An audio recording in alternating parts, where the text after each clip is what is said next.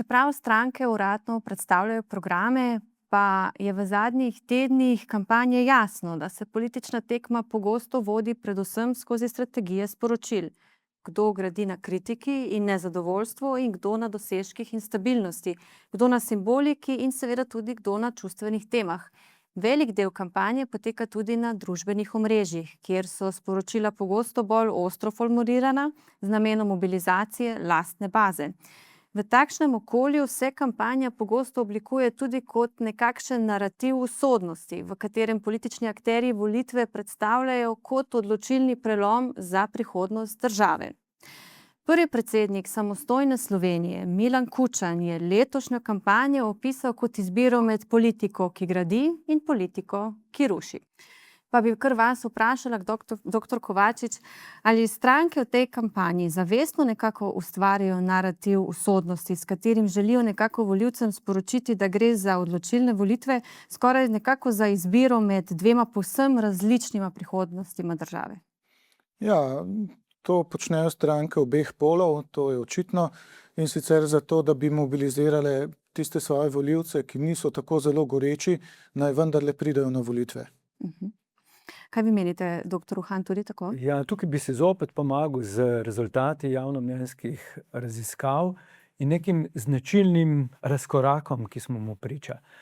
Če opazujete podatke tako domačih kot tujih raziskav, recimo Eurobarometer, zunanji in domači, potem vidite neko zanimivo, visoko zadovoljstvo ljudi z razmerami, v katerih živijo, če imajo priložnost to izraziti na način, kjer niso pod pritiskom. Eurobarometer prejšnjikrat objavi podatek, da smo nekako po zadovoljstvu v skupini držav, za katere so veljali kriteriji, včasih so bile to države blaginje, največje sreče in zadovoljstva, skandinavska skupina držav, potem zdaj čisto blizu držav, s katerimi se želimo primerjati, najbolj razvite države. Potem pa vprašanje srečnosti in zadovoljstva, vidimo, da smo zelo visoko. Ampak, kje pa tu nastane največja razlika? Razlika pa je v oceni zaupanja, ker je Slovenija tradicionalno v skupini držav, kjer prebivalci ne zaupamo najprej institucijam, niti političnim akterjem, kar pa je zanimivo in do določene mere pojasni to kritičnost. Ne zaupamo niti posamezniku, bližnjemu prijatelju, sodelavcu, celo ne vsi svoji družini. Zdaj, vprašanje je zelo zapleteno, zakaj se to dogaja, ima pa zelo velike posledice. Posledice, kako mi ocenjujemo našo prihodnost. Če prepoznamo v nekem političnem akterju nekoga, ki mu polagamo prihodnost, svojo prihodnost v njegove roke, potem takšen politični akter, tako pravi teorija, začne to izkoriščati na emocionalni ravni. In to se seveda dogaja. Desnica poenostavlja ta diskurs in poskuša stvari narediti, kar se da bipolarne. Se pravi, dobro, slabo, katastrofično, ne katastrofično, kakorkoli. Na drugi strani imamo seveda tudi poskus na levi sredini zagotavljanja, da so politike, ki jih leva sredina oblikuje, tista, kar je prihodnost, ne samo posameznik, ampak tudi država. In tu nastane zdaj seveda ta latentna napetost, ki jo potem v kampanji spremljamo kot konflikt, kot boj dveh konceptov.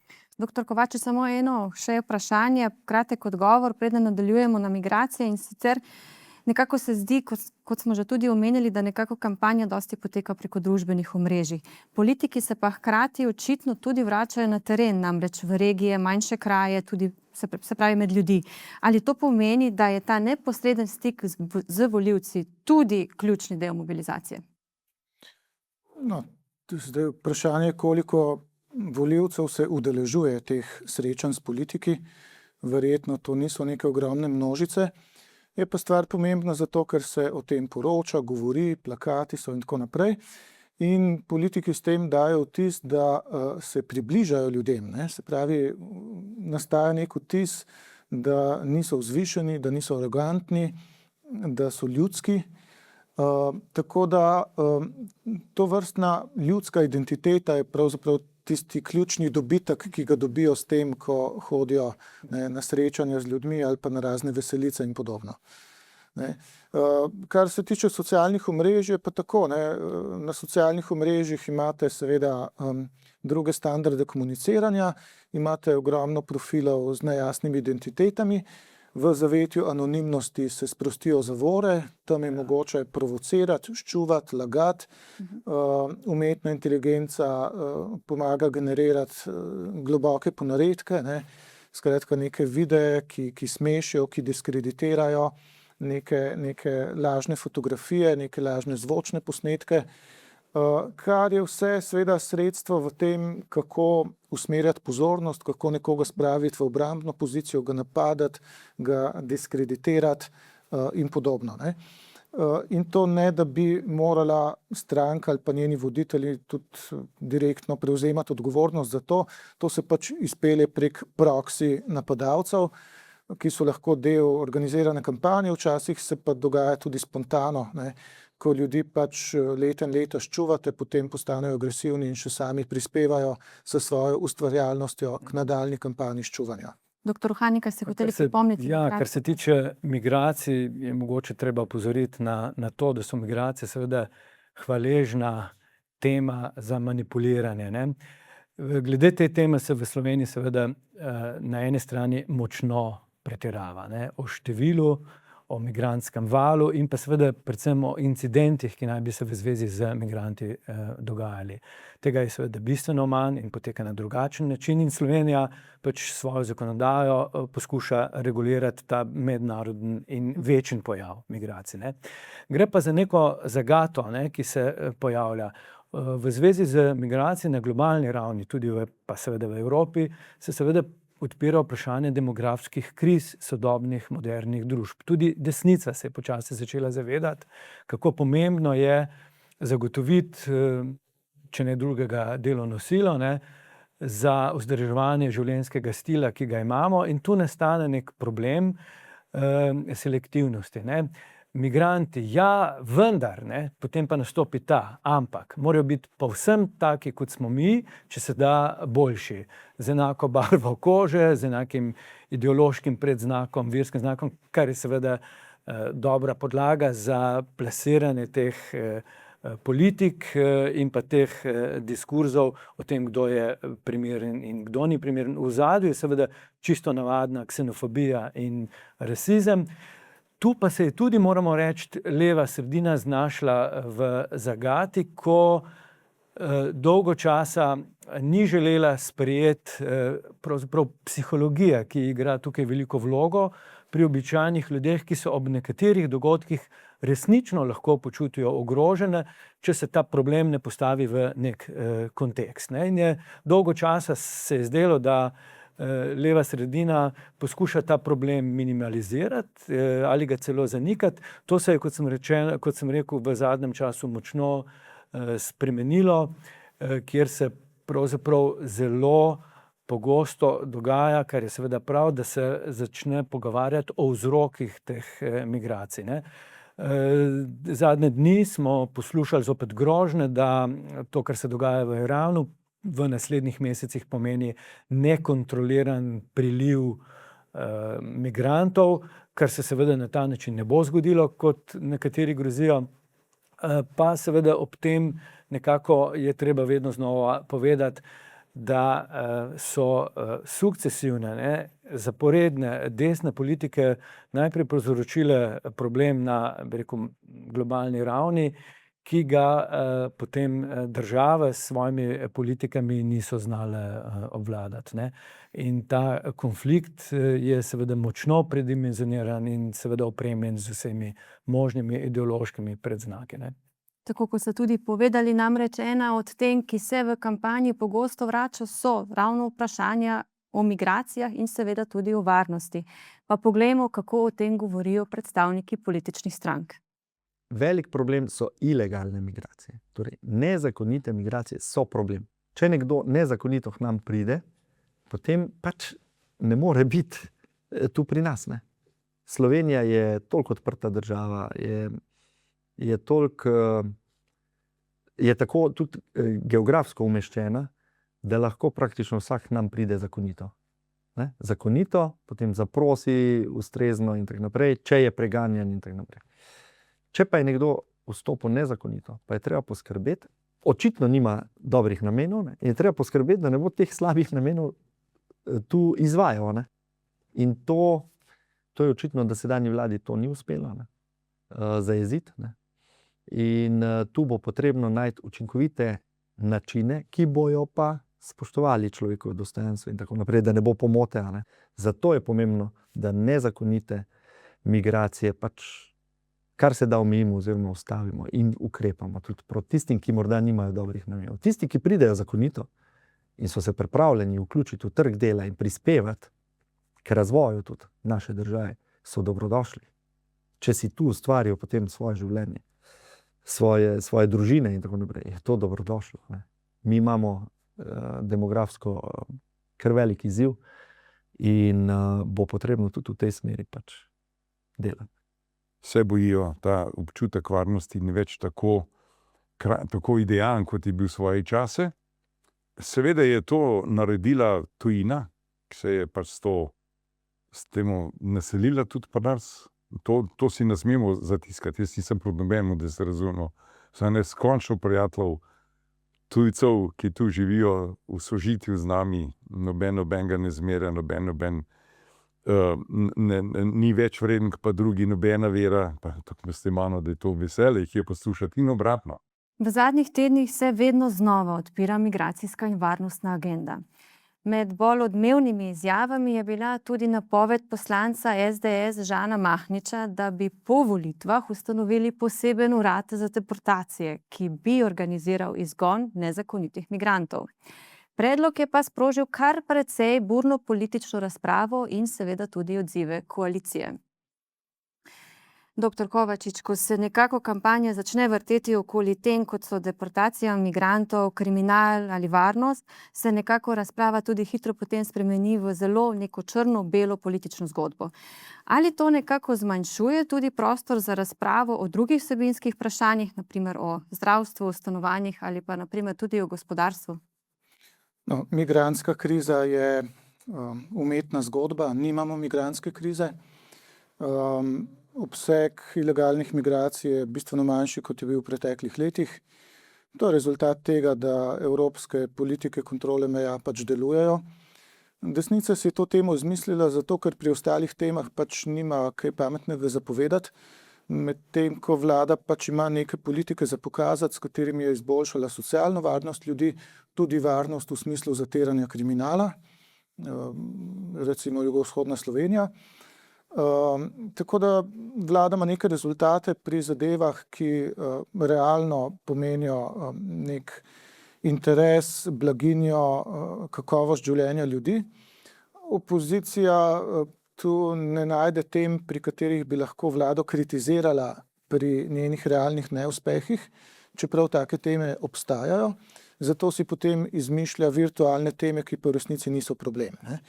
Zdaj, tam smo poslušali nekega poslanca, da lahko v Slovenijo kdorkoli pride legalno. To pač ni res. Slovenija in druge evropske države so izjemno zaprte in je zelo težko priti in se sem priseliti, recimo iz Azije ali iz Afrike, tudi če gre za združitev družine.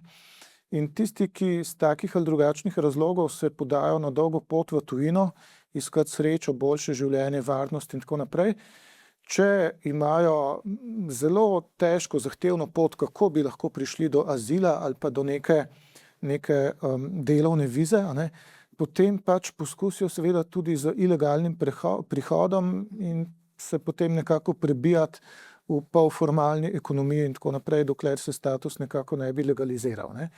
Ampak tega ni tako veliko, kot je bilo recimo 10 let nazaj. Bistveno manj tega ne predstavlja varnostne grožnje.